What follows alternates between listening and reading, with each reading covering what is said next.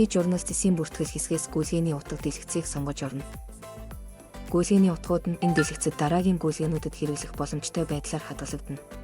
Бүртгэгдсэн гүйцэтгэний утгын нэр болон төлөвийг засах боломжтой. Шинээр гүйцэтгэний утгыг бүртгэх бол нэмэх тэмдэг дээр дарна. Дугаарыг системээс автоматар өгөх бөгөөд нэрийг өөрт ойлгомжтой байдлаар оруулж төлөвөө сонгоно. Хэрэглэхгүй гүйцэтгэний утгын төлөвийг идэвхгүй болгож болно.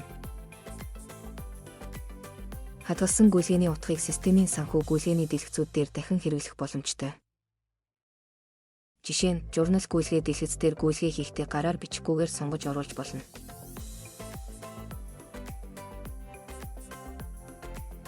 Гүйцэтгэний утга хэсэгт утгаа оруулж өгнө. Мөн тухайн дэлгэц дээр гүйцэтгэний утгын цонхыг гаргаж нэмэх тэмдэг дээр дарж шууд шинээр бүртгэж болдог.